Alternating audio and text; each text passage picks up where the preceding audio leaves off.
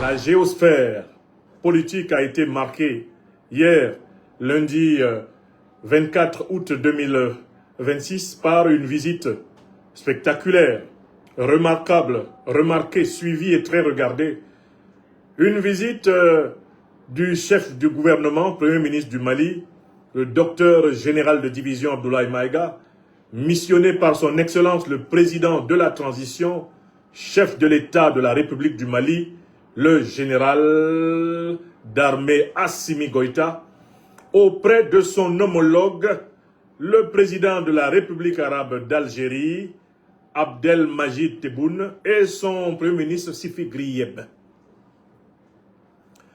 Le déplacement du docteur général de division, Premier ministre Abdoulaye Maïga, était suivi sur tous les tabloïds.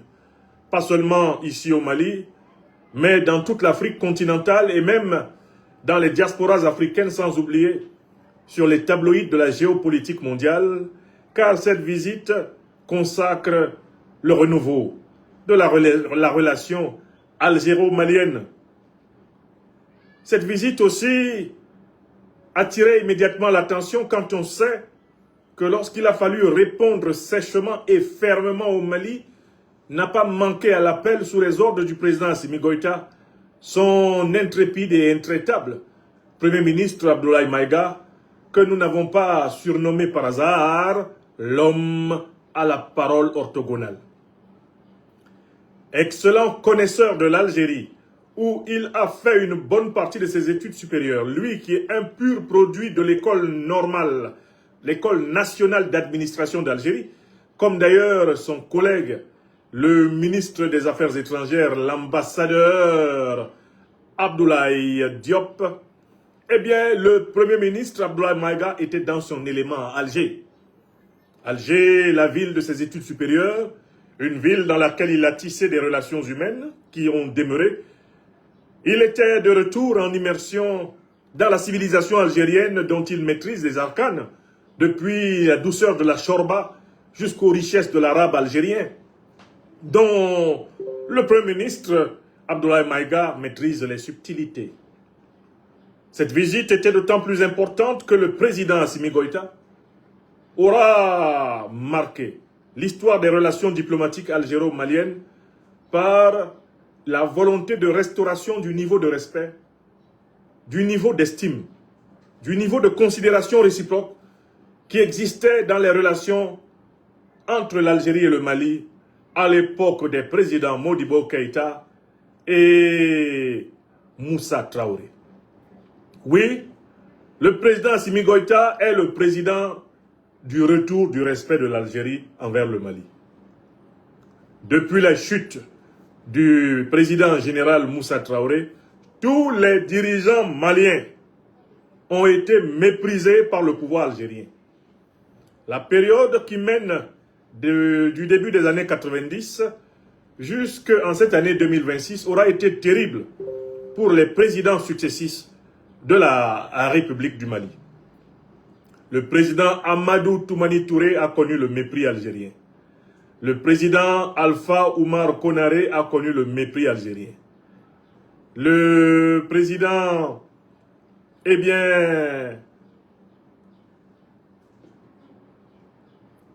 Dionkunda Traoré a connu le mépris algérien. Le président, Amadou Haya Sanogo a connu le mépris algérien. Le président Ibrahim Boubacar Keïta a connu le mépris algérien. Le président colonel Bandao a connu le mépris algérien. C'est le président Assimi Goïta qui a restauré le respect du Mali en Algérie. Et il a restauré le respect du Mali en Algérie par 3 opérations chirurgicales de grande portée politique. Première opération, l'opération militaire. Il a engagé le combat contre les terroristes sur le terrain de la terreur des terroristes. Il a retourné la violence d'État légitime du Mali contre la violence arbitraire illégitime des groupes terroristes comme aucun président avant lui, après le président Moussa Traoré. Deuxième terrain dans lequel le président Assimi Goïta a opéré une révolution chirurgicale. Le domaine diplomatique. Sous le leader Assimi Goïta, le Mali parle à l'Algérie face à face, d'égal à égal, sans baisser les yeux.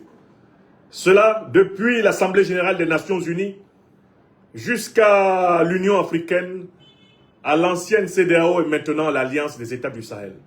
La diplomatie malienne est de retour face à l'Algérie. Enfin, il y a un troisième terrain sur lequel le président Assimi Goïta a repositionné le Mali. Face à l'Algérie, c'est le terrain de la tactique et de la stratégie. La géotactique et la géostratégie. Le président Assimi Goïta a su construire les alliances subsahariennes et les alliances internationales qui ont très clairement permis au Mali de faire reculer les plans algériens. Quels étaient les plans algériens avant le président Assimi Goïta? Les plans algériens étaient, sous couvert de soutenir l'accord d'Alger de 2015, les plans algériens étaient de faciliter une division du Mali, ou du moins une décentralisation ou une fédéralisation poussée du Mali, de telle façon que les terroristes mercenaires du NIM-FLA soient supposés être les véritables négociateurs des richesses inouïes du bassin du Taodéni. Ce qui permettrait alors à l'Algérie et à d'autres prédateurs opportunistes de se servir abondamment des richesses faramineuses du nord du Mali. Le plan algérien était la fragilisation de l'État central malien, le renforcement des séparatistes, des terroristes au nord du Mali, afin, à travers eux, de mettre la main sur le pétrole, sur l'or, sur le gaz, sur l'uranium, sur le coltan, sur le manganèse, sur le lithium, sur les richesses faramineuses du grand bassin malien du Taodéni, qui est l'un des bassins les plus riches que la planète Terre ait jamais porté. Tel était le plan. Le président Assimi Goïta est celui qui amène tout naturellement les Algériens à revoir leur plan, à renoncer à leur plan, à comprendre que leur plan ne marchera pas, c'est-à-dire qu'ils ne pourront pas réaliser la partition du Mali et qu'ils ne pourront pas exploiter unilatéralement les richesses du nord du Mali en utilisant des renégats maliens comme étant des soi-disant représentants d'un État tout aussi imaginaire, qui serait aussi imaginaire d'ailleurs que l'État de Kabylie, appelé Azawad. Voilà les trois niveaux où le président Assimi Goïta a coincé efficacement Abdelmajid Tebboune, président d'Algérie, et ses collaborateurs.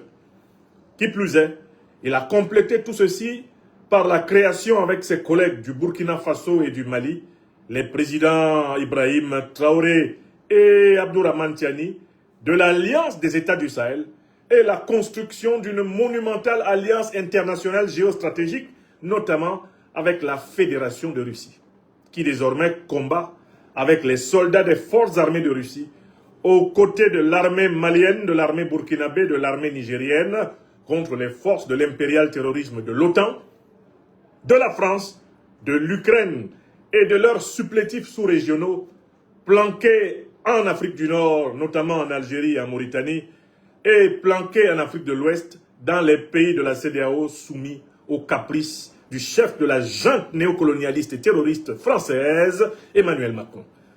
Je cite tout naturellement, parmi ces pays notablement soumis aux 4 volontés du chef terroriste et néocolonialiste français, le Nigeria de Adebola Tinubu, grand commerçant de drogue, d'ailleurs, qui est pour cela l'otage des États-Unis d'Amérique, le Bénin, notamment sous Talon Patrice, l'exécutant des 4 volontés de Macron, le Sénégal aujourd'hui de Bassirou Diomaye Diakhar Faye, qui s'est mis à la remorque de la Macronie et du néocolonialisme français, et tout naturellement, la Côte d'Ivoire, Alassane Dramane Ouattara, le satrape reptilien venu de Sendou pour trouver la paix des Ivoiriens, et en renier notre belle terre burkinabé de Sendou dans l'espoir de troubler toute l'Afrique avant d'être bientôt dégagé. on n'oubliera pas tout naturellement ce repère naturel des terroristes qu'est la Mauritanie de Mohamed El Ghazouani. Le président Assimi Goïta a apporté une triple réponse qui a déconcerté cette offensive qui visait à la partition, à la division, à la recolonisation, ni plus ni moins, du Mali et de l'ensemble du Sahel pour les intérêts de l'impérial terrorisme.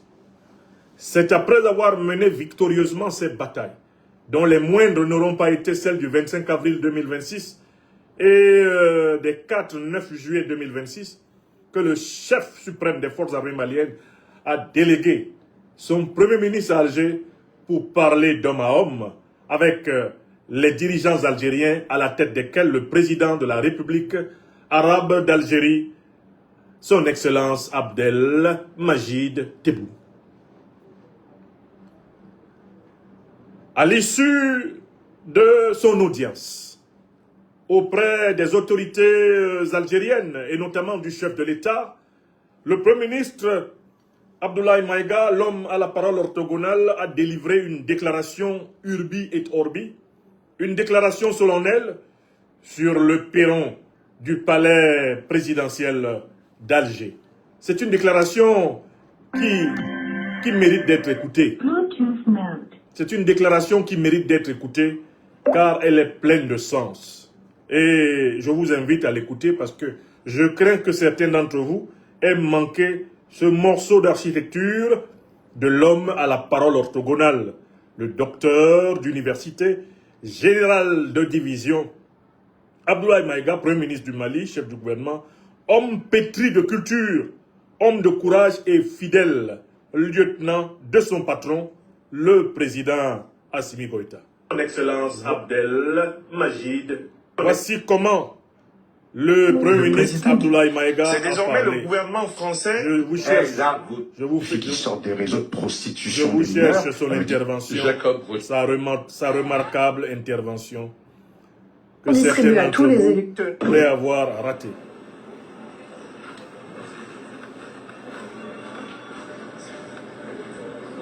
Nous avons été reçus en audience aujourd'hui par son Excellence le président de la République, le président Abdelmajid Tebboune. Nous voudrons vraiment le remercier pour ce honneur qu'il nous a accordé. Nous étions porteurs d'un message de la part de son frère et homologue, le général d'armée, Assimi Goïta, président de la transition, chef de l'État du Mali. À travers ce message, son Excellence le général Goïta a remercié son homologue, le président Abdelmajid Tebboune, pour l'invitation qu'il lui a adressée d'effectuer une visite officielle à Alger. À travers cette invitation, le président Goïta considère cela comme étant une marque d'affection, une marque de considération à son endroit et à l'endroit du peuple malien frère. Il a évidemment marqué son accord à effectuer cette visite officielle à Alger. Et s'il plaît à Dieu, les dates seront convenues par les canaux diplomatiques habituels. Au cours de cette audience, son Excellence le président Abdelmajid Tebboune nous a prodigué de sages conseils. Et également de la part de son frère, je pense que le constat a été fait clairement que le Mali et l'Algérie partagent à la fois la géographie. Je voudrais ici faire le mien d'une affirmation de son Excellence le président Abdelmajid Tebboune, affirmation selon laquelle nous ne pouvons pas déménager. Je pense qu'à travers cette affirmation, quelque part nous sommes condamnés à cheminer ensemble, condamnés à œuvrer dans le sens de la prospérité pour nos deux peuples. Également, à travers ces liens, il est important d'évoquer l'histoire proche. Je pense que les pères fondateurs de nos deux pays se sont engagés de manière obstinée à lutter contre le néocolonialisme et à se battre pour la dignité de l'homme et de l'homme africain de manière générale. Également, il y a une histoire lointaine que partagent nos deux pays. Je voudrais ici, je pense en particulier à l'université de Madrouche, également Tombouctou, qui ont été de grands carrefours de diffusion de savoir dans le monde. Je pense que cette histoire à la fois proche et l'histoire lointaine peuvent servir de substrat afin que nos pays s'inscrivent dans la marche de la modernité et du progrès.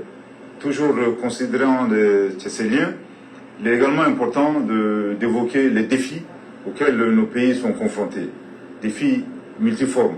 Je pense que suivant ce constat fait de manière très claire par nos deux chefs d'État, ils ont estimé qu'il fallait faire de notre région un havre de paix, une région débarrassée de toute forme de néocolonialisme, de toute forme d'hégémonie, une région prospère et une région débarrassée de toute forme également de terrorisme. Je pense que c'est à ce prix que le développement sera un développement bien ancré, un développement au profit de nos braves populations. Je voudrais également profiter de cette occasion pour remercier encore chaleureusement son Excellence le Président Abdelmadjid Tebboune pour l'hospitalité qui nous a été accordée, à moi-même et à la délégation que j'ai l'honneur de conduire aujourd'hui à Alger. Je voudrais souligner que le 9 août 2026, sur ces instructions, j'ai eu un échange téléphonique très fructueux avec mon frère, le Premier ministre Grey, Safi Grey, et suivant les instructions de nos deux chefs d'État, nous avons tenu à rassurer son Excellence le Président Abdelmadjid Tebboune que le Mali, sous le leadership de son Excellence le Général d'armée Assimi Goïta, ne ménagera aucun effort afin que la vision partagée de nos deux leaders se matérialise pour l'intérêt de nos peuples. Je voudrais également rappeler le point de vue de son Excellence le Président Abdelmadjid Tebboune. Je pense qu'il a réitéré que l'Algérie ne s'ingérera jamais dans les affaires intérieures de nos pays et fera en sorte que le respect de la souveraineté et la non-ingérence dans les affaires intérieures soient des conditions prérequises, fondement de cette vision partagée consistant à faire de notre région un havre de paix. Il est également important de rappeler que cette vision n'est pas une vision uniquement malienne, c'est une vision également partagée par leurs excellences, le général d'armée Abdourahmane Tchani, président de la République du Niger, et son Excellence le président capitaine Ibrahim Traoré, président du Faso, dans le cadre de la Confédération des États du Sahel.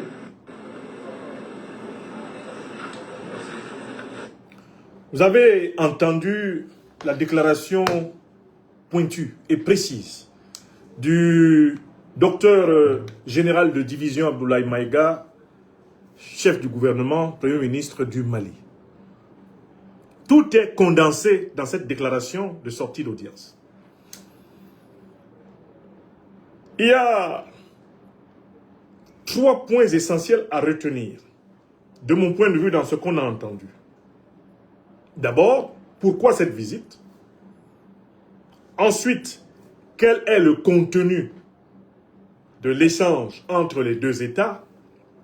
Et enfin, quelles sont les perspectives qui se dessinent à l'horizon de ce renouveau des relations diplomatiques algéro-maliennes? D'abord, pourquoi cette visite? Le Premier ministre nous fait comprendre que cette visite est nécessaire parce que, au Mali comme en Algérie, on reconnaît une évidence de la géographie et de l'histoire. Le Mali ne peut pas déménager de sa place sur la carte de l'Afrique. L'Algérie ne peut pas non plus déménager de sa place sur la carte de l'Afrique. Il s'ensuit que les Maliens et les Algériens sont condamnés à vivre ensemble. Et ils sont condamnés à choisir entre 2 modèles de développement possibles. Premier modèle de développement possible, être en jalousie, en guerre, en méfiance et en nuisance mutuelle. Se pourrir la vie comme des mauvais voisins. Ça, c'est le modèle qui a été dicté par la traite négrière, arabo-musulmane d'une part, et par la suite occidentale. C'est le modèle qui a été dicté par le colonialisme occidental dans la région. C'est le modèle qui a été dicté par le néocolonialisme occidental dans la région. Et c'est ce modèle qu'on retrouve dans l'impérial terrorisme soutenu par les puissances occidentales, moyen-orientales, et qui a bénéficié de complicité de nombreux pays en Afrique du Nord, dont l'Algérie elle-même. Ça, c'est le premier modèle. Le modèle du voisin nuisible, le voisin déstabilisateur, le voisin perturbateur, le voisin négatif, le voisin jaloux. Mais il y a un deuxième modèle. Et les deux pays sont obligés de choisir. Pour leur bien réciproque, le deuxième modèle, c'est le modèle panafricaniste. Celui de la vie dans l'égalité des peuples du même continent africain, la vie dans le respect mutuel, des souverainetés, la vie dans le co-développement, la vie dans la paix et la sécurité partagée, dans la décision de ne pas se nuire mutuellement, mais au contraire de s'entraider dans la dureté du monde. C'est le deuxième modèle. Pourquoi le chef du gouvernement malien a-t-il été envoyé en Algérie? C'est parce que l'Algérie semble enfin avoir compris que le premier modèle, celui du voisin perturbateur, le voisin duplicitaire, le voisin roublard, le voisin diviseur, le voisin cupide, le voisin jaloux, ce modèle ne marche pas. Il ne marche pas parce qu'il connaît les plus grandes défaites militaires actuellement, eh bien face à l'alliance des États du Sahel. Il ne marche pas parce qu'il ne rapproche pas les peuples algériens et sahéliens. Au contraire, il les éloigne. Il ne marche pas parce qu'il livre ces peuples à l'instrumentalisation eh bien, du néocolonialisme français, de l'impérialisme occidental et moyen-oriental contre leurs propres intérêts. Voilà pour le pourquoi de la visite. Maintenant, deuxième question, mais de quoi a-t-on parlé? Le Premier ministre Abdoulaye Maïga nous ouvre une lucarne sur ce dont on a parlé, à savoir le fait qu'on a tellement de choses positives en commun que ce serait bête de continuer à être tenté par le modèle négatif de coopération, le modèle négrier, colonialiste, néocolonialiste et impérial terroriste. Qu'est-ce qu'il y a à partager entre le Mali et l'Algérie? Le Premier ministre nous dit qu'il y a des nourritures célestes et des nourritures terrestres. Au plan des nourritures célestes, le Mali et l'Algérie ont en commun la mémoire de l'amour, de la connaissance et de la profondeur de la foi. Les universités de Medrouche, en Algérie et de Tombouctou au Mali, ont été des hauts centres de conscience africaine et mondiale. Il serait temps que les Algériens et les Maliens se souviennent que cette partie du monde fut pendant longtemps la lanterne de la planète Terre tout entière. Qu'ils aient confiance en leur propre civilisation, en leur propre métissage sous-régional et qu'ensemble, ils apprennent à se mettre en valeur au lieu de se détruire réciproquement. Le Premier ministre a donc invoqué l'union sur le plan de l'esprit, sur le plan de la culture, sur le plan de la connaissance. C'est ce que j'appelle le partage des nourritures célestes. Mais le Premier ministre a également évoqué le partage des nourritures de la terre. Le Mali et l'Algérie ont en commun d'avoir une frontière de plus de 1300 km. Et sous cette frontière se trouve l'immense bassin du Taoudéni, qui est l'une des zones les plus riches que la planète Terre ait jamais connues. Rempli d'eau potable de haute qualité, rempli d'or, rempli de pétrole, rempli de gaz, rempli de manganèse, rempli d'uranium, rempli de coltan, rempli de lithium, rempli de diamants. Le bassin malien du Taoudéni, qui se prolonge du côté de la Mauritanie et qui se prolonge du côté de l'Algérie, est la région la plus riche de la bande sahélo-saharienne.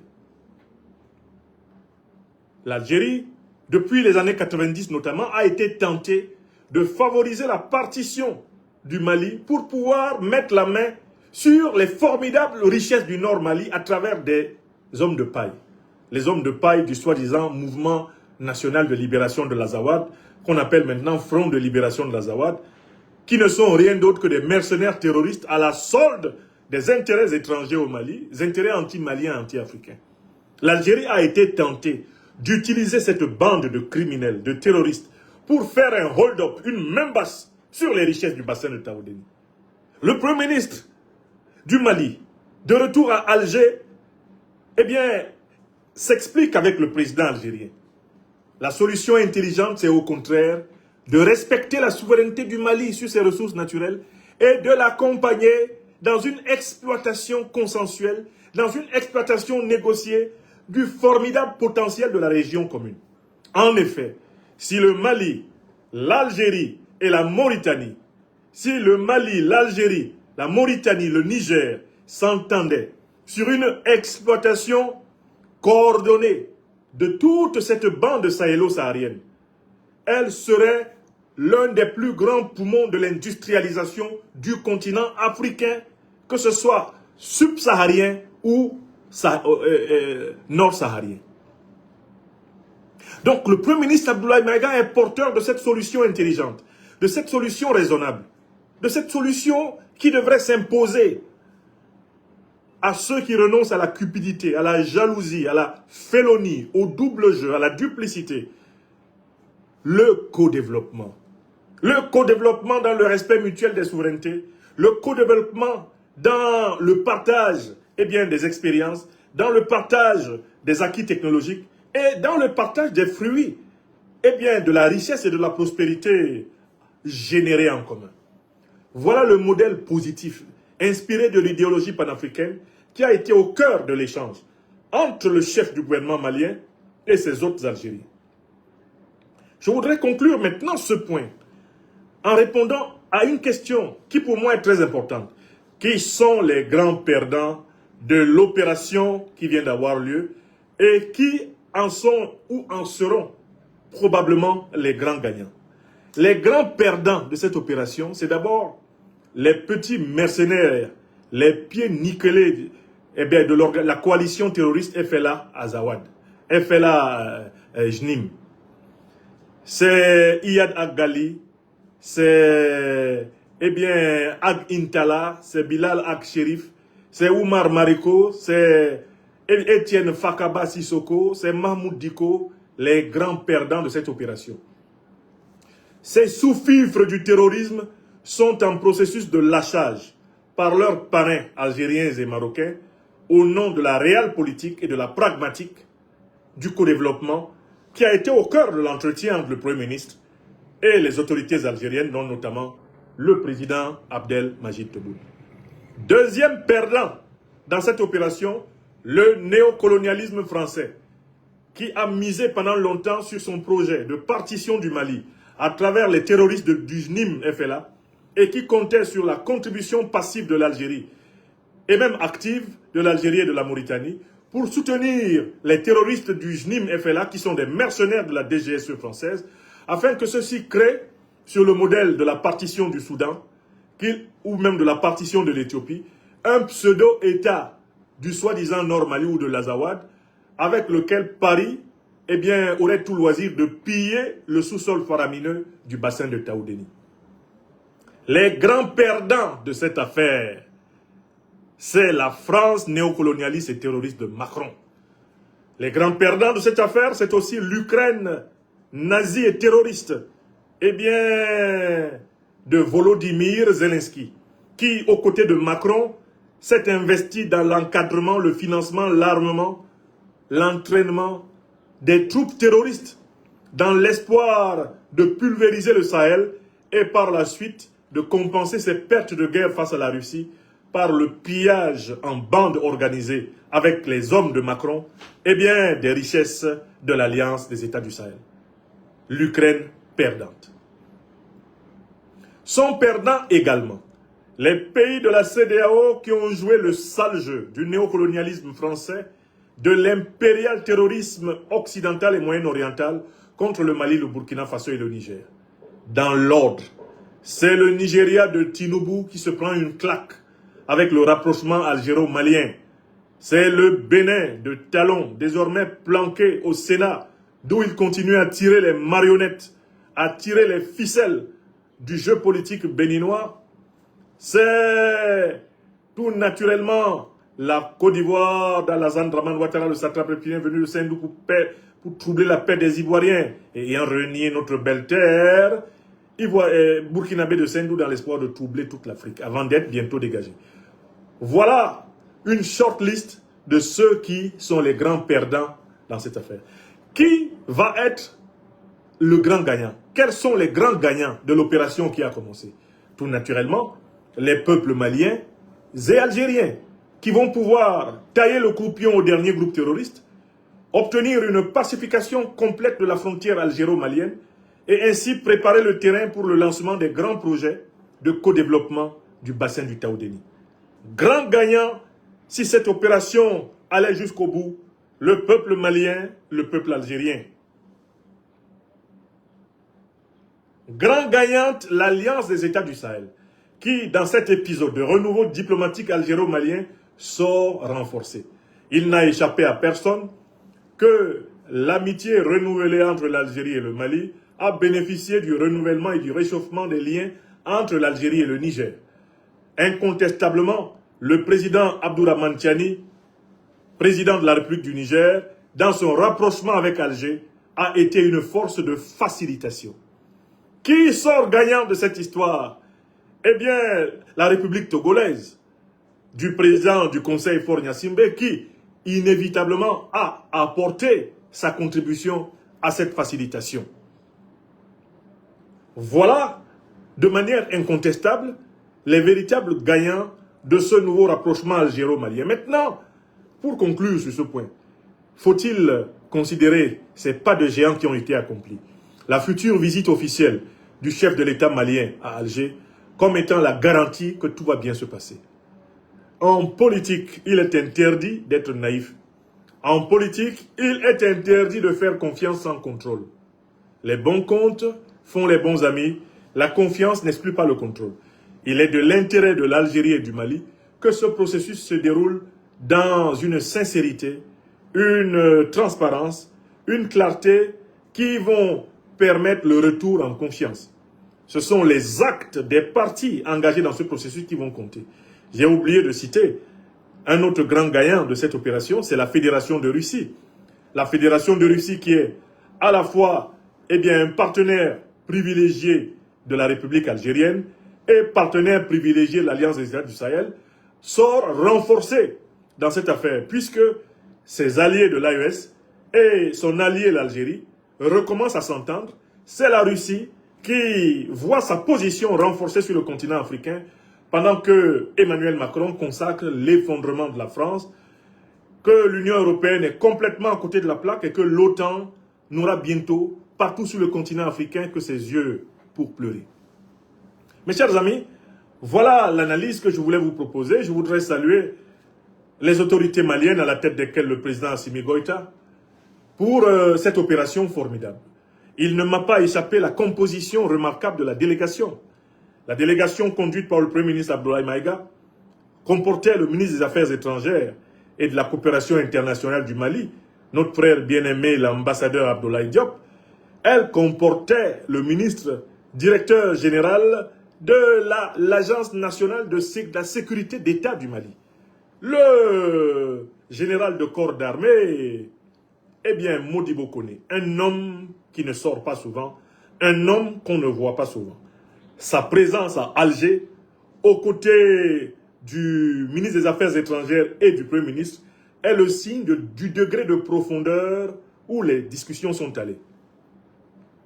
Si le principal responsable de la sécurité d'État du Mali s'est déplacé, c'est qu'il s'agissait de parler vraiment de questions périlleuses, de questions sensibles, de questions profondes, et d'en parler en connaisseur, non pas dans l'à peu près. Et le fait que le directeur général de l'Agence nationale de sécurité d'État ait été missionné aux côtés du Premier ministre dans cette affaire indique la volonté des deux parties, maliennes et algériennes, d'aller au fond des choses, de purger les abcès, de crever tous les abcès et de mettre fin aux aventures qui font inutilement souffrir la sous-région sahélo-saharienne.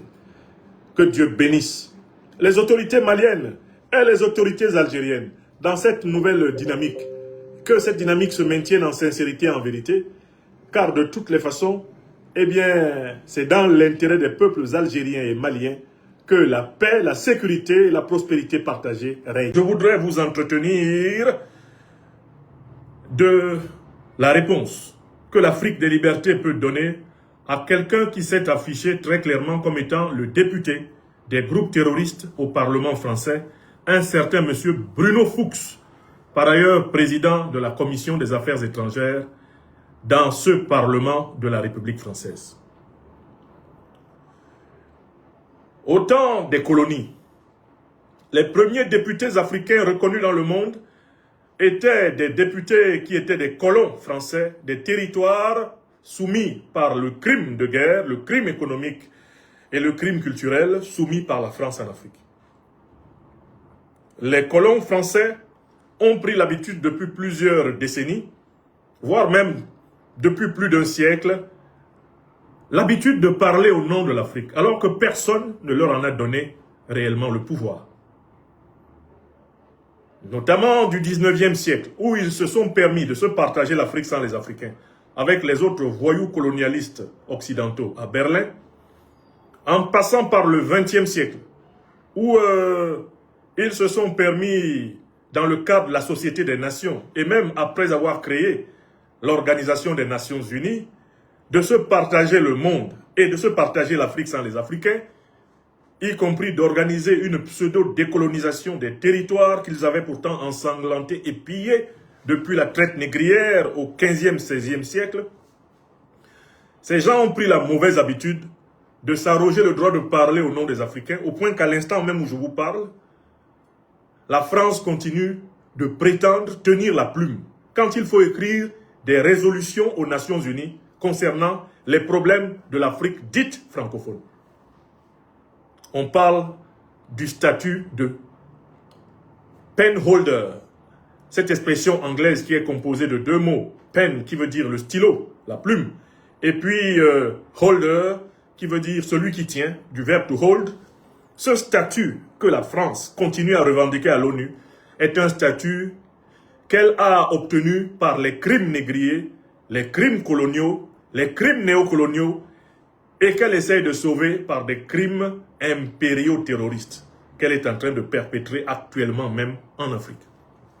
Ce statut ne lui a jamais été dû, il ne lui a jamais été légitime, il ne lui sera jamais reconnu par les Africaines et les Africains, par les Françaises et les Français, par les êtres humains normalement constitués sur cette planète Terre, tant qu'il y aura des hommes. Ils ont tellement pris cette mauvaise habitude de parler au nom des Africains qu'un député, tout un député français, venu de la région de l'Alsace-Lorraine, un certain monsieur Bruno Fuchs, a cru bon de se dresser sur ses modestes jarrets et d'aller dans les médias d'État français défendre la cause des groupes terroristes qui ensanglantent le Mali, le Burkina Faso, le Niger, le Tchad, le Cameroun, le Bénin, le Togo, la Côte d'Ivoire, les groupes terroristes qui ensanglantent la République démocratique du Congo, qui ensanglantent actuellement le Mozambique, qui ensanglantent le Kenya, le Soudan, qui ensanglantent la Somalie, Djibouti, les groupes terroristes qui ensanglantent la Libye. Au nom de ces groupes terroristes, tout un député français est monté sur les médias d'État français et a délivré l'une des interviews les plus abominables, l'une des interviews les plus honteuses, les plus diaboliques qui ait jamais été publiée dans les médias d'État français depuis que ceci existe. Dans cette interview, Bruno Fuchs, président de la Commission des Affaires étrangères du Parlement français, par ailleurs proche collaborateur d'Emmanuel Macron, qu'il a accompagné dans son dernier safari, abusivement appelé Africa Forward au Kenya, Bruno Fuchs s'assume comme le député du FLA. Il s'assume comme le député du JNIM. Il s'assume comme le député des groupes terroristes qui ensanglantent actuellement le continent africain. Député d'Al-Qaïda, député de l'État islamique. Oui, nous connaissions jusqu'ici le terror-journalisme que j'ai analysé dans ma conférence magistrale délivrée aux universités africaines de la communication en octobre 2025 à Ouagadougou à l'invitation des nobles et hautes autorités du Burkina Faso. J'avais étudié le terror-journalisme. Eh bien, maintenant, j'introduis un nouveau concept pour capter, pour camper le comportement de Bruno Fuchs, qui nous rappelle d'ailleurs un autre président d'une commission de la défense du Parlement français, du Sénat français, un certain M. Christian Cambon, qui avait promis au Mali tous les malheurs, parce que le Mali s'était souverainement séparé des troupes néocolonialistes françaises. Nous devons introduire dans les sciences politiques africaines et internationales le concept du terreau-parlementarisme, c'est-à-dire le terrorisme parlementaire. Le terreau-parlementarisme. Nous avons déjà introduit le concept du terreau-journalisme. Nous avons introduit le concept de l'impérial terrorisme pour clarifier beaucoup de choses. Dans le terreau-journalisme, nous avons bien nommé, vous vous en souvenez, l'activité de Wassim Nasr, l'activité du fameux et triste hibou de Dakar, Serge Daniel Gbagbo Hundada, l'homme qui a honte de son nom africain béninois. Le terreau-journalisme. Là maintenant, nous allons parler du terreau-parlementarisme, c'est-à-dire du terrorisme parlementaire. Et la figure de proue du terrorisme parlementaire aujourd'hui, eh bien en France, s'appelle Bruno Fuchs, l'homme qui est fou et qui s'en fout. En quoi consiste le terreau-parlementarisme? Notez la définition. Il s'agit de la promotion de la cause du terrorisme à l'intérieur des parlements. Dans le cas d'espèce, Bruno Fuchs est le promoteur du terrorisme d'Al-Qaïda et de l'État islamique au Parlement français. Notez la définition. Qu'est-ce que c'est que le terreau-parlementarisme? C'est le fait que des députés, prétendument élus démocratiquement par des peuples, se consacrent plutôt, au lieu de représenter les intérêts légitimes de leur peuple, se consacrent plutôt à utiliser leur mandat pour défendre les intérêts de l'impérial terrorisme. Bruno Fuchs est un terreau-parlementaire. C'est un parlementaire terroriste. Il pratique le terreau-parlementarisme. Écrivez-moi ce concept. Tilana Yomi, écrivez. Nous sommes là pour travailler. Nous sommes là pour travailler sur ce qu'ils font, de telle façon qu'ils ne sont même pas capables de rêver qu'ils peuvent emporter une bataille intellectuelle face à nous. Ce sont des enfants. Depuis leur patron, le chef de la junte néocolonialiste et impérialiste, Emmanuel Macron, jusqu'à lui et à tous les sous-fifres. Nous appelons ce que fait Bruno Fuchs, l'interview qu'il a délivrée dans les médias français, tels par exemple RFI. Cette interview est un monument du terreau-parlementarisme, le terrorisme parlementaire. Un député qui se dévoue à défendre la cause terroriste cesse d'être un député démocratique, républicain, pour devenir un terreau-député, terreau-parlementaire, terreau-député. C'est un terreau-député.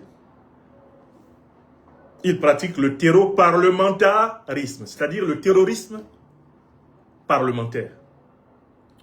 C'est exactement ce comportement que nous avons observé lorsque l'Union européenne a osé prendre une résolution sur la vie politique intérieure de la République du Niger. Vous vous en souvenez, l'Union européenne a réuni ses parlementaires à la demande d'un autre terreau parlementaire, un autre terreau parlementariste, un autre terreau député, un certain général. Ils ont osé prendre une résolution, soi-disant pour ordonner au Niger de libérer avant le 2 avril 2026 Mohamed Bazoum, le junteur de Niamey qui avait fait boum. Je cherchais déjà à trouver un concept pour héberger cette pratique. et j'ai fini par trouver le concept, c'est du terreau-parlementarisme. C'est-à-dire, c'est le fait que des députés, des parlementaires se consacrent à la promotion du terrorisme. C'est ce qu'ils ont fait. C'est ce que le fameux général qui a introduit la résolution, eh bien, contre le Niger à l'Union européenne a fait. Et c'est ce que vient de faire précisément le député français Bruno Fuchs, l'homme qui est fou et qui s'en fout. Cela étant dit, maintenant que nous avons habillé la pratique de cet homme d'un concept qui sera aisé, nous allons maintenant nous intéresser aux arguments que ce monsieur a cru produire pour légitimer son entreprise criminelle, son apologie du terrorisme, pour légitimer son soutien à l'oligarchie criminelle occidentale qui a créé Al-Qaïda et l'État islamique pour déstabiliser le Moyen-Orient, déstabiliser l'Afrique, afin de continuer à voler l'or, le pétrole, l'uranium, le manganèse, le coltan, le lithium, etc.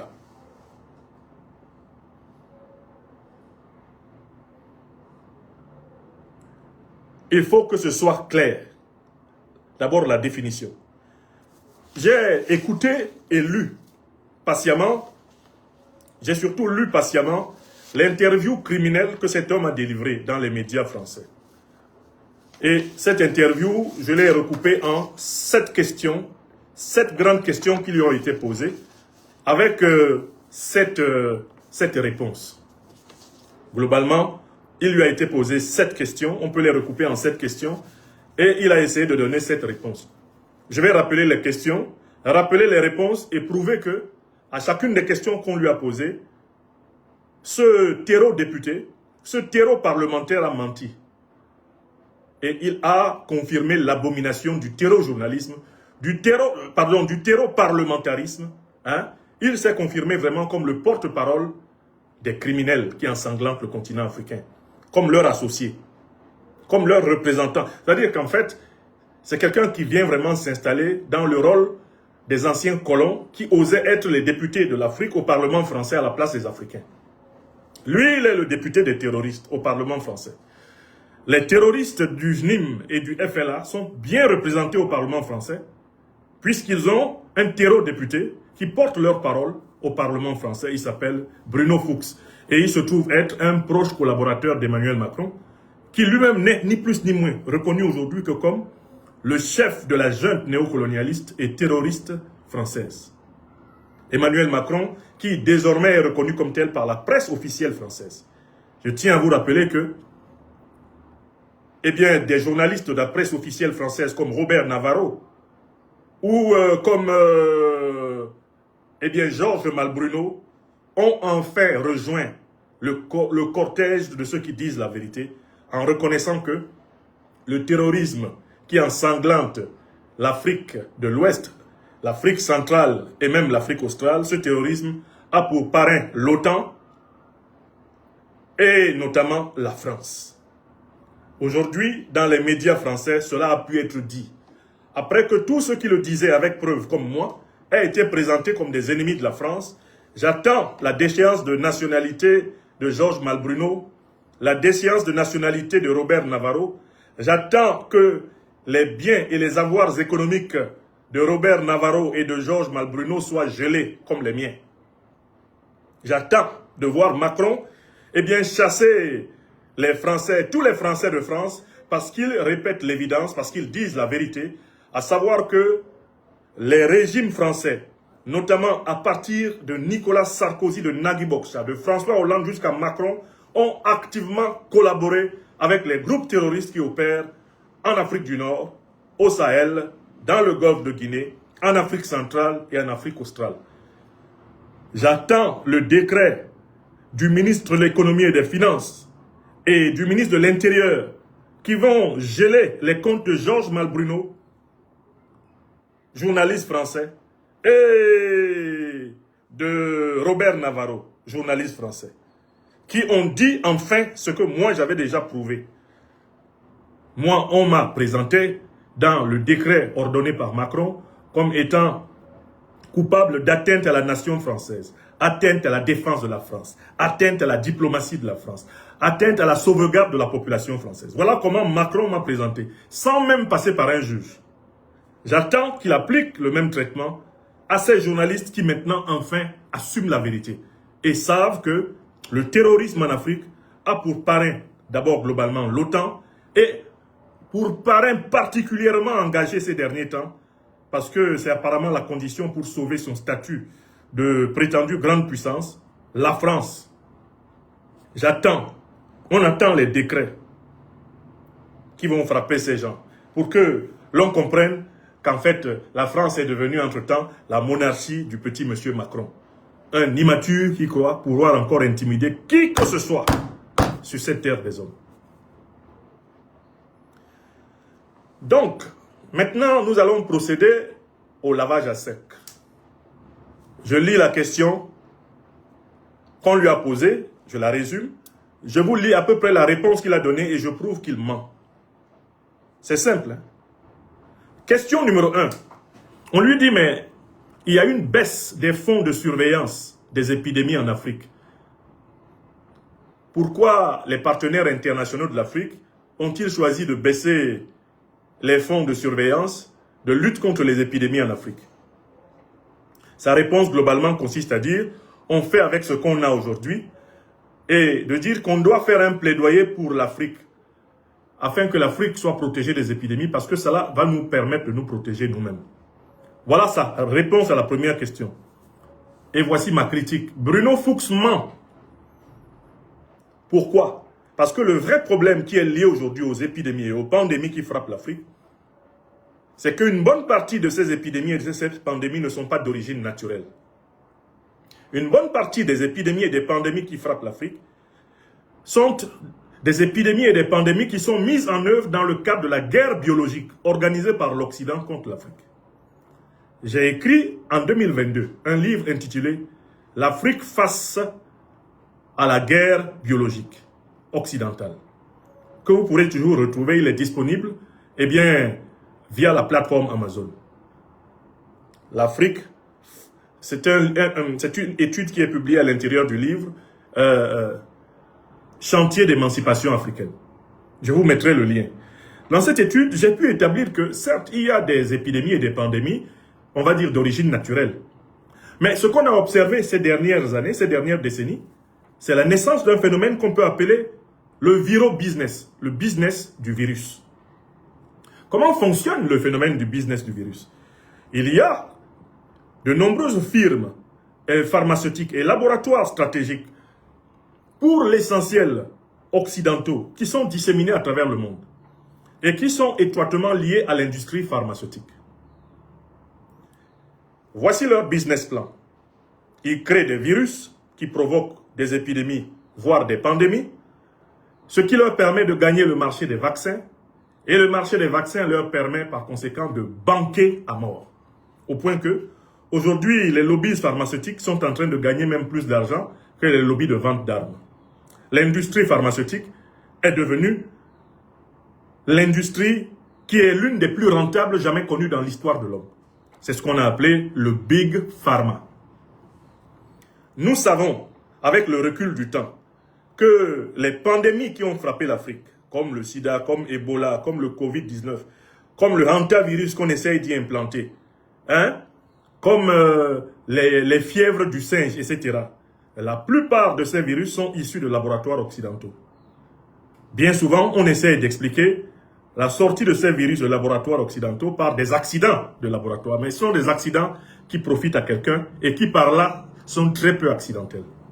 De nombreuses études aujourd'hui établissent que les laboratoires biologiques font partie de la guerre contre l'Afrique.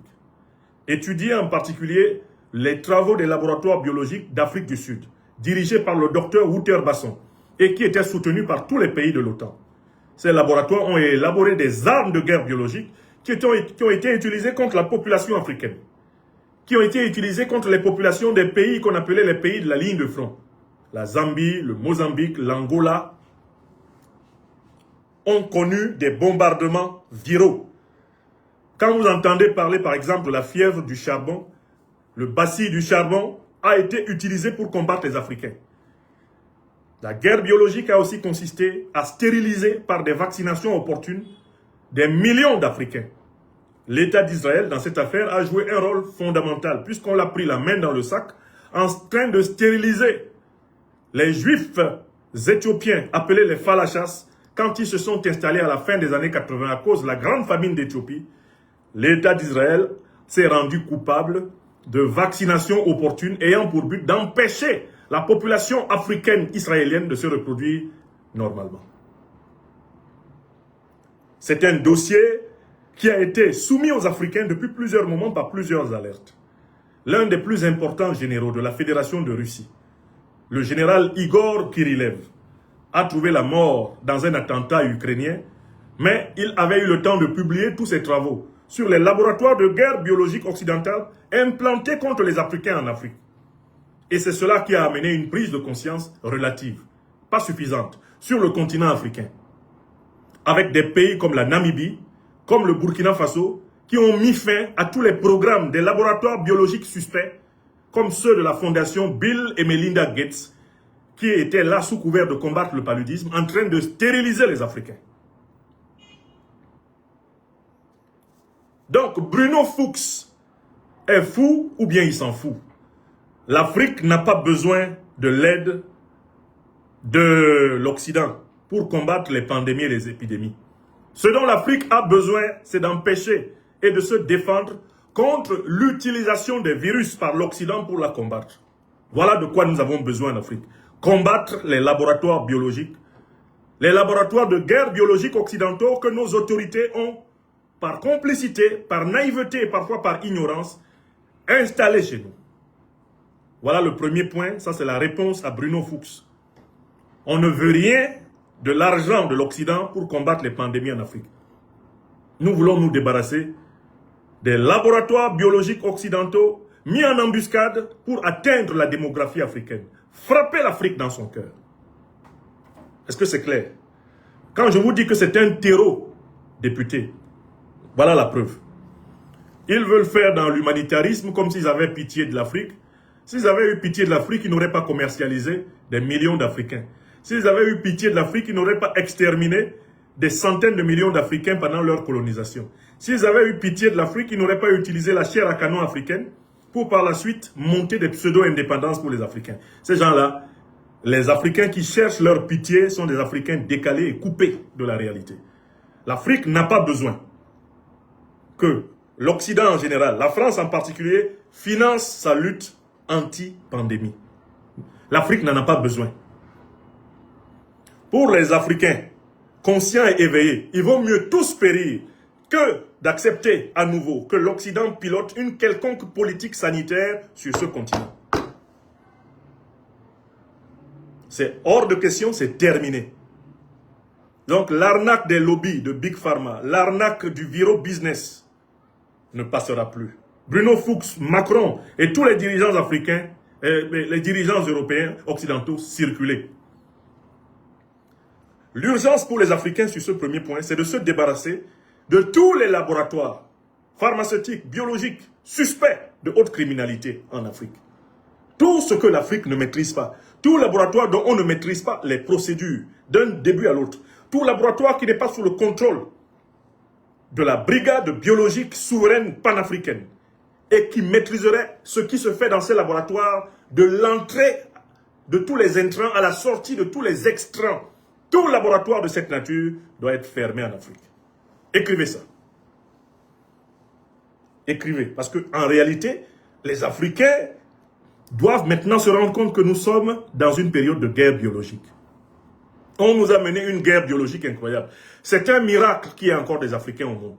Après toutes les guerres biologiques qu'on a menées contre les Africains, une bonne partie des virus que nous avons connus au XXe et XXIe siècle ont été expressément propagés en Afrique. Chaque fois d'ailleurs qu'il y a un pays africain, et c'est le cas de la République démocratique du Congo, qui essaye de commencer à se relever, on lui balance une épidémie, on lui balance une pandémie. Regardez bien la corrélation entre les tentatives de redressement national à travers l'Afrique et les pandémies. Vous verrez que les pandémies et les épidémies germent spontanément, presque spontanément, partout où il y a une politique qui risque de mettre l'Occident et ses intérêts en difficulté. la carte des pandémies et des épidémies ressemble à la carte des intérêts miniers, à la carte des intérêts financiers, des intérêts géostratégiques, militaires et consorts. Aucun Africain sérieux ne peut aujourd'hui faire confiance à l'Organisation mondiale de la santé. Il n'y a que les fous, comme Bruno Fuchs, à croire qu'il y a des fous pour le croire. Quand il dit que lui, député d'Alsace-Lorraine, est très inquiet à l'idée que les enfants africains souffrent du hantavirus. On sait qu'il s'en fout, comme de l'an 40. S'il ne s'en foutait pas, les Africains ne seraient pas remplis dans les centres de rétention, de détention et d'expulsion de la France. S'ils ne s'en foutaient pas, les politiques anti-immigrationnistes, anti-africaines ne seraient pas en avant-garde dans toute l'Europe. Donc, il faut qu'ils arrêtent de se cacher derrière leurs petits doigts. Nous connaissons par cœur le fonctionnement du viro-business. Et nous appelons nos dirigeants à se débarrasser de tous les laboratoires biologiques, de tous les laboratoires pharmaceutiques occidentaux dont ils ne maîtrisent pas les process, dont les process ne sont pas sous le contrôle réel des inspecteurs panafricains souverains de la santé publique. Écrivez ça. Je vous ai dit que Bruno Fuchs, on allait lui faire un lavage à sec. Très bien.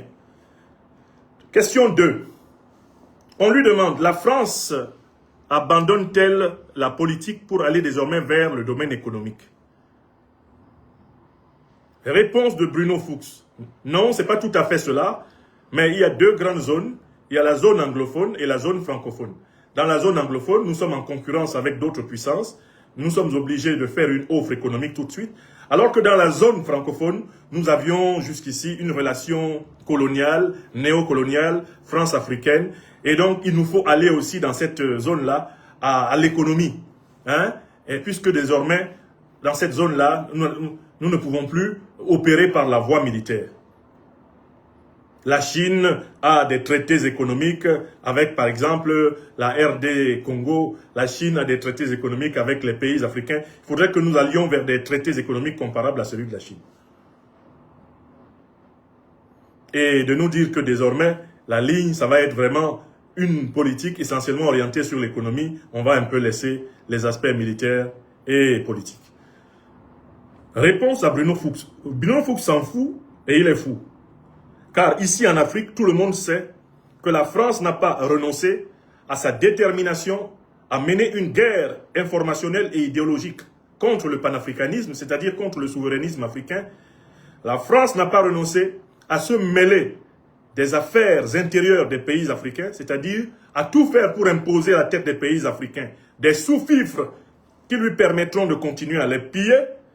La France n'a pas renoncé à l'action militaire en Afrique. Elle a déguisé une partie de ses troupes en mercenaires habillés en civil et cachés dans les ONG, dans les associations soi-disant humanitaires, et les autres sont cachés dans les compagnies militaires de sécurité. Tout cela nous a été très clairement exposé par un général qui a d'ailleurs été auditionné au Parlement français et qui a expliqué qu'il fallait désormais que les troupes françaises soient invisibles. Vous vous souvenez du patron de la compagnie de mercenaires appelée Géos, et qui s'était exprimé au Parlement français.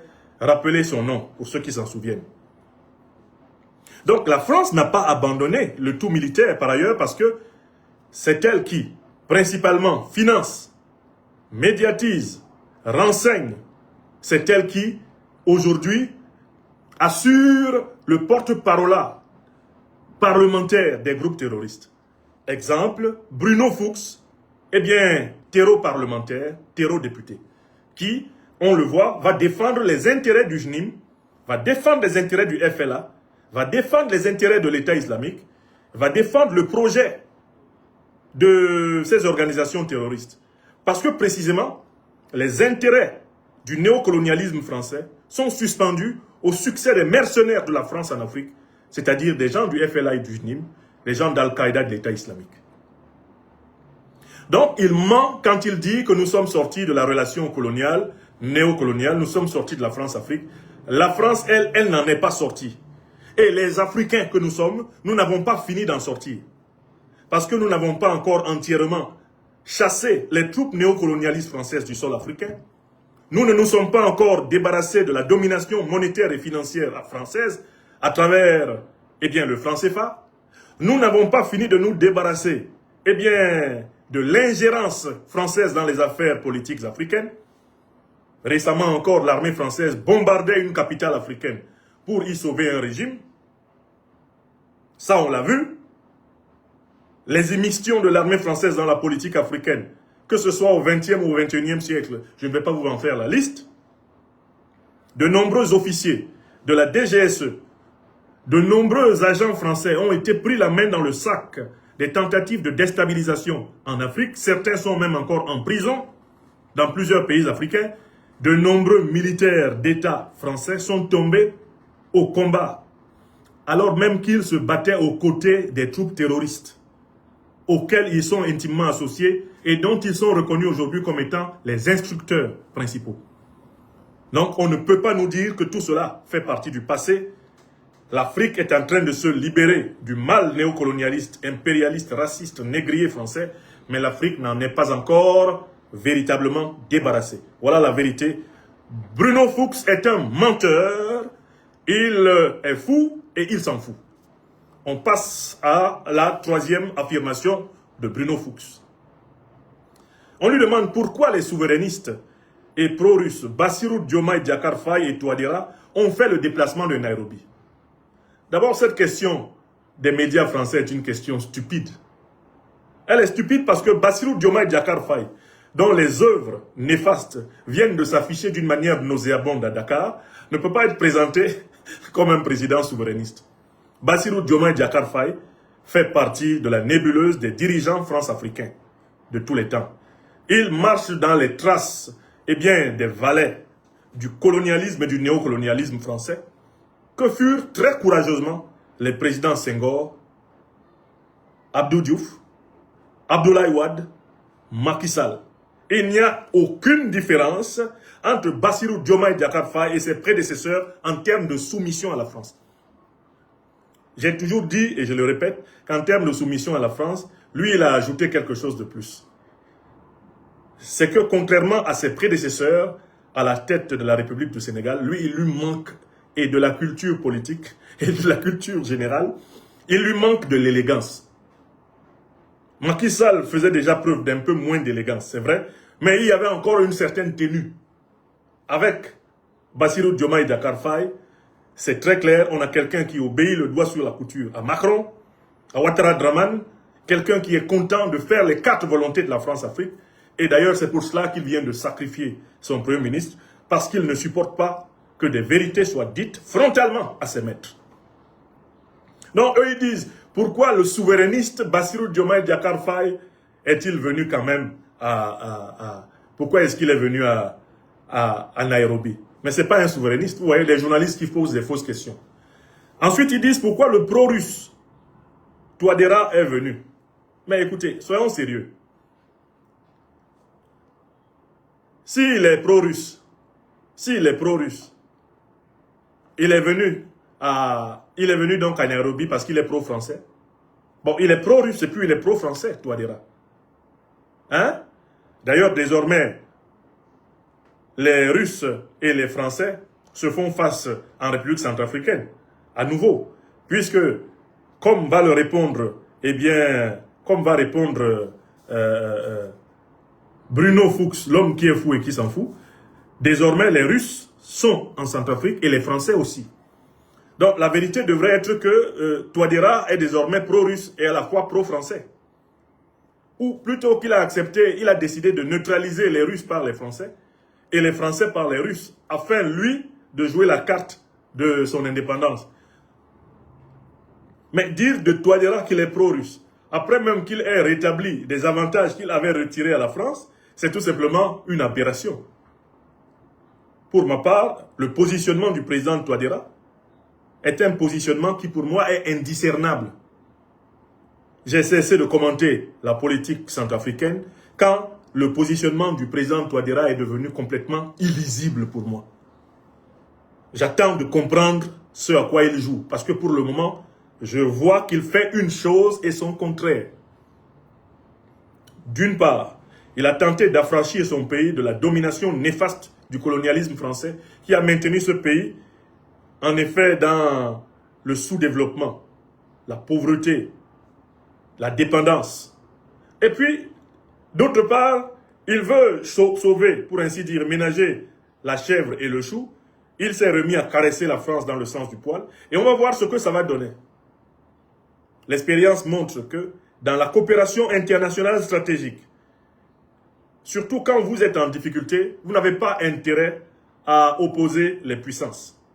Si vous voulez opposer les puissances, sachez que vous allez être écrasé entre elles. C'est une observation que j'ai faite et qui ne concerne pas uniquement le Centrafrique. Donc, la réponse de Bruno Fuchs est incroyable. Bruno Fuchs dit que la France offre le meilleur modèle de partenariat à l'Afrique. Pourquoi? Parce que la France offre un partenariat autour de la biodiversité, de la santé, des vaccins, de l'enseignement, des entreprises. Et que si on élimine ce qu'on appelle les irritants, c'est-à-dire le comportement colonialiste, néocolonialiste, france-africain, globalement, la France sera la meilleure. Mais Bruno Fuchs, en effet, il est fou, il s'en fout. Parce qu'on ne peut pas, d'une part, dire que la France est le meilleur partenaire possible de l'Afrique, et en même temps reconnaître que c'est seulement apparemment depuis Nairobi qu'elle a daigné commencer à arrêter avec son colonialisme, son néocolonialisme, son france-africanisme. C'est-à-dire que Fuchs, je me demande, c'est pour ça que je pose de façon récurrente la question, il est fou ou bien il s'en fout? Moi je pense que c'est les deux, il est fou et puis il s'en fout. Le même ne peut pas nous dire que jusqu'à ce fameux forum de Nairobi, abusivement appelé France-Africa Forward, la France était dans le modèle colonial, néocolonial, france-africain, et qu'à partir de Nairobi, ça va changer.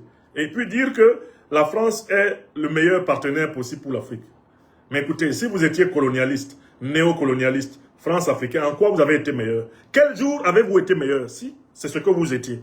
Donc voilà quelqu'un qui dit une chose et son contraire, et qui ne s'en rend pas compte. Voilà pourquoi je dis qu'il n'est pas seulement fou, il s'en fout aussi. Il dit une chose et son contraire. Il dit nous sommes les meilleurs et en même temps, il a dit avant nous ne sommes pas les meilleurs. Ah, nous commençons. Il serait possible que nous mettions fin à ce qu'il appelle les irritants, ce qui énerve. Mais il ne veut pas prendre au sérieux le passif de la relation franco-africaine, ce monsieur. C'est que la France a commis des crimes de guerre, des crimes contre l'humanité et des crimes économiques. Elle a commis des crimes culturels contre l'Afrique. Ils doivent être jugés. Ils doivent être condamnés, ils doivent être évalués, ils doivent être réparés pour envisager la naissance d'une véritable et authentique relation d'amitié fraternelle franco-africaine. Il n'y aura pas de relation d'amitié fraternelle franco-africaine sur le terrain politique tant que les crimes de guerre, les crimes contre l'humanité, les crimes économiques français n'auront pas été jugés, condamnés et réparés.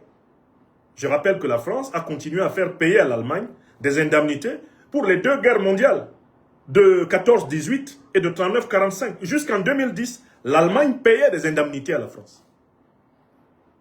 Ce n'est pas possible que l'Allemagne, qui a fait donc 2 guerres mondiales avec la France, les deux ont duré à peine au total 10 ans, les 2 guerres mondiales, la première et la seconde, l'Allemagne soit indemnisée par la France alors que l'Afrique qui a été pillée par la France depuis pratiquement le XVIe siècle, jusqu'au 21e, soit pratiquement pendant 600 ans, que l'Afrique s'en sorte avec Walou, Todiam, Gan, rien.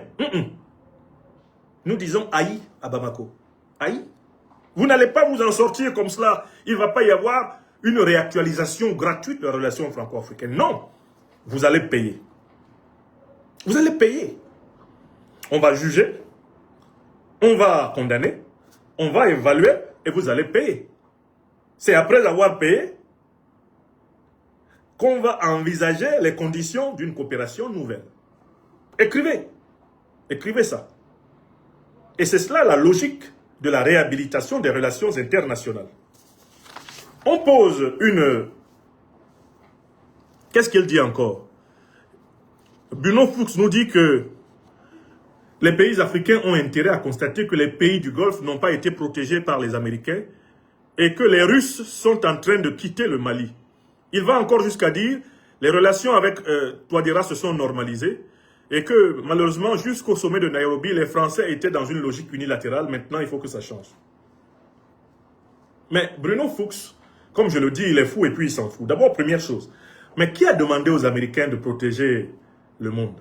Qui a donné le pouvoir aux Américains de protéger le monde? Est-ce que les Américains sont le premier peuple de ce monde? Est-ce que les Américains, là, ils sont le plus ancien peuple de cette terre? Est-ce que l'Amérique est le berceau de l'humanité? Franchement, s'il y a un peuple qui devait être le gardien de la terre, c'est le premier peuple terrien, le peuple africain. Oui ou non? C'est ce qu'on appelle le droit d'aînesse.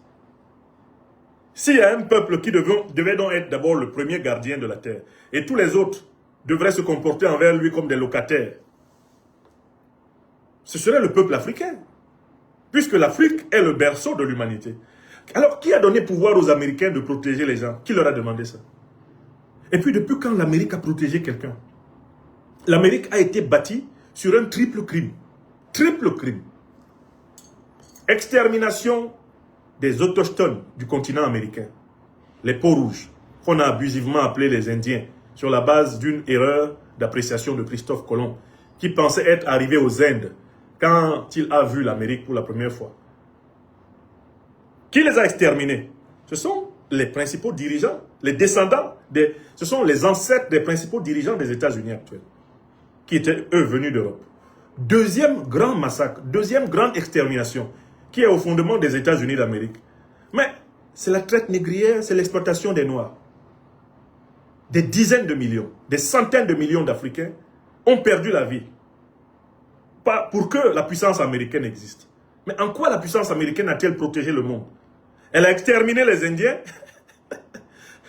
Elle a esclavagisé les Africains. Et ce n'est pas fini.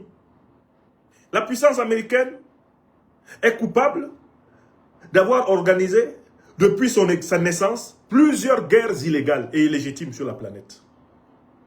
Je vous invite à lire le beau livre de Daniel Ganser, un géopoliticien suisse, sur les guerres illégales de l'OTAN, qui est juste un résumé. Allez regarder l'histoire des guerres américaines. Un grand chercheur américain, le professeur Sachs, tout comme le professeur John Mearsheimer, ont établi que rien qu'entre le XXe siècle et le XXIe siècle, les États-Unis d'Amérique, par leurs guerres illégales criminelles ayant pour but de piller les richesses du monde entier, ils ont provoqué la mort de 38 millions d'êtres humains innocents. 38 millions d'êtres humains innocents.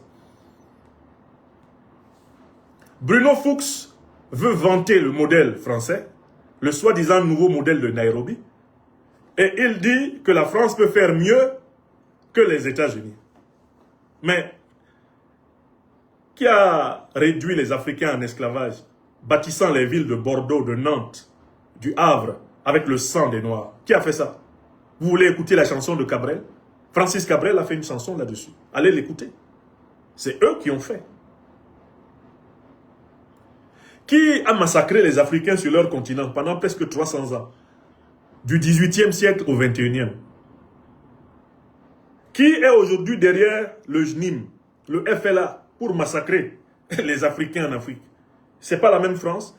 Alors, en quoi la France fait-elle mieux que les États-Unis? N'est-ce pas en association avec ces États-Unis que la France a détruit la Libye en 2011, bombardé la Libye pendant 6 mois, tué Kadhafi avec plus de 100 000 Libyens, armé Al-Qaïda et l'État islamique pour envahir le Sahel? Ce monsieur nous dit que la France peut faire mieux que les États-Unis parce que à quel moment la France a-t-elle arrêté de tuer pour voler? Depuis que la France a signé en 1685 le Code noir, dites-moi quel est le siècle où elle n'a pas tué des innocents pour voler. Du 16e siècle à aujourd'hui, il n'y a pas un seul siècle où la France ne soit coupable de crimes de guerre, de crimes économiques, de crimes contre l'humanité. Pas un siècle où elle ne l'ait pas fait. C'est vrai ou c'est faux? Alors, ce monsieur nous dit que le modèle français est meilleur. En quoi est-il meilleur? Faut-il choisir entre la peste et le choléra? Choisir entre la peste, le choléra, le sida ou le cancer? Est-ce qu'on doit choisir? Le monde est-il obligé de choisir entre les crimes américains et les crimes français?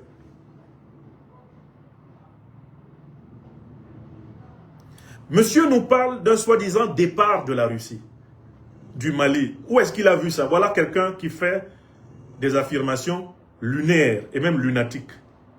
Quelle est la Russie qui a dit qu'elle s'en va? La Russie est liée au pays de l'Alliance des États du Sahel par des accords de coopération et de défense. Et c'est dans le cadre de ces accords que la Russie est présente. Est-ce que ces accords-là ont été rompus? Avant de chasser la France du Sahel, les pays sahéliens de l'AES ont commencé par rompre les accords. Oui ou non? Ils ont dit à partir de maintenant, les soi-disant accords de coopération et de défense militaire sont terminés. C'est ce que le Mali a dit. Quand le Mali a dit ça, il a dit, à partir de là, partez. Est-ce que la Russie a rompu des accords de coopération et de défense mutuelle avec le Mali, avec le Burkina Faso, le Niger, pour que ce monsieur Fuchs dise que les Russes s'en vont, ils s'en vont, oui, ils ont peur. D'abord, les Russes s'en vont parce qu'ils ont peur de qui? Qui leur fait peur? Ce serait intéressant qu'on essaie de rappeler, rafraîchir la mémoire à Fuchs. On peut jouer au fou en France, mais pas avec la Russie. Parce que chaque fois que l'armée française s'est amusée à affronter l'armée russe, elle a été sévèrement battue. Et la France a été libérée grâce à la Russie des griffes du nazisme. Ce sont des faits historiques.